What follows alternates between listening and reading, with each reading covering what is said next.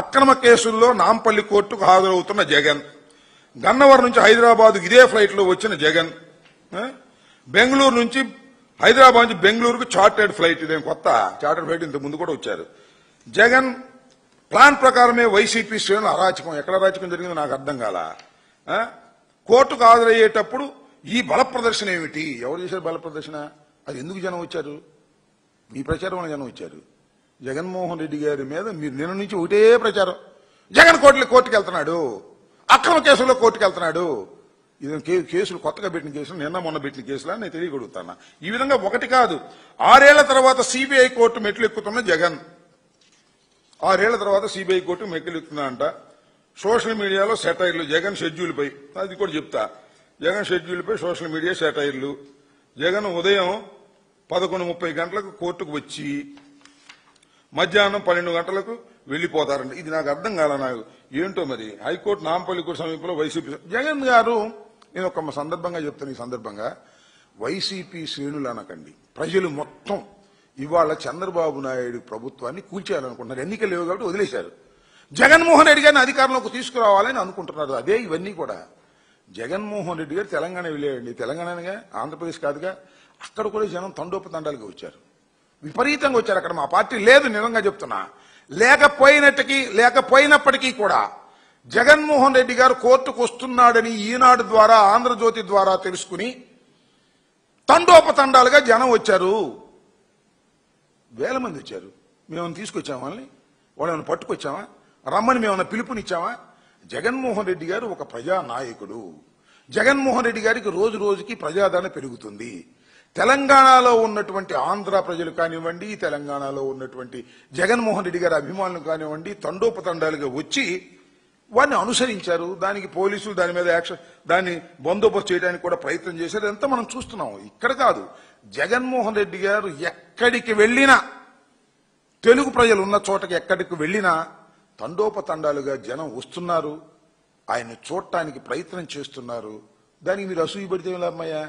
ఆయనకి భగవంతుడు ఇచ్చిన వరం, రాజశేఖర రెడ్డి గారు ఇచ్చిన వరం, రాజశేఖర రెడ్డి గారి కుమారుడు అనేటువంటి భావనతో ఆయన చూడాలనే ఉద్దేశం. జగన్మోహన్ రెడ్డి గారు 5 సంవత్సరాలు ముఖ్యమంత్రిగా పనిచేసి అనేకమైన సంక్షేమ కార్యక్రమాలు ప్రజలకు అందించాడనేటువంటి ఒక ఘనకీర్తి ఆయనకు ఉంది కాబట్టి ఆయన చూడాలనే ఉద్దేశంతో వస్తున్నారు. దానికి మేము ఏం చేయగలుగుతాం చెప్పండి? అక్కడ రక్షణ కల్పించేటటువంటి కార్యక్రమాలు కూడా చేస్తున్నారు, అది వేరే అంశం అనుకోండి. అయితే ఇంకోటి కూడా చెప్తున్నా, జగన్మోహన్ రెడ్డి గారు మొన్న ఓడిపోయి ఉండవచ్చు, ఆయన అధికారం లేకపోవచ్చు. కానీ జగన్మోహన్ రెడ్డి గారు మాజీ మంత్రిగా, ఒక మాజీ ముఖ్యమంత్రిగా, ఒక మాజీ ముఖ్యమంత్రి కుమారుడుగా జగన్మోహన్ రెడ్డి గారికి Z+ సెక్యూరిటీ అనేది ఆటోమేటిక్గా వస్తుంది. Z+ సెక్యూరిటీ వచ్చిన వారికి ప్రోగ్రామ్ రిలీజ్ చేస్తారు. ఆ ప్రోగ్రామ్ రిలీజ్ చేసేటప్పుడు అది పోలీసులు రిలీజ్ చేస్తారు, మేం కాదు. రిలీజ్ చేసేటప్పుడు ఏం చెప్తారంటే, ఇన్ని గంటల నుంచి ఇన్ని గంటల వరకు ఇక్కడ ఉంటారు, ఇన్ని గంటల నుంచి ఇన్ని గంటల వరకు ఇక్కడ ఉంటారు అనేది ఒక షెడ్యూల్ ఇస్తారు. ఆ షెడ్యూలే ఇచ్చారు.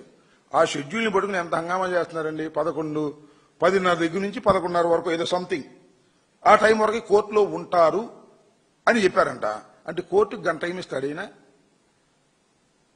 అనేటువంటి ప్రశ్న, చర్చ దాని మీద.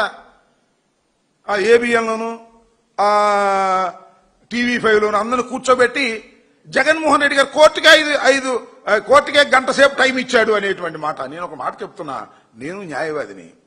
ఇవాళ ఏదైనా పని ఉందనుకోండి, కోర్టుకు వెళ్తానండి, అక్కడ ఒక 10 నిమిషాలు పని ఉంటుంది, ఎప్పుడు చూసి వెనక్కి వచ్చేస్తాను అంటారు. 10 నిమిషాలు కాదు, గంట ఉంటుంది కోర్టులో పని, ఉంటాం.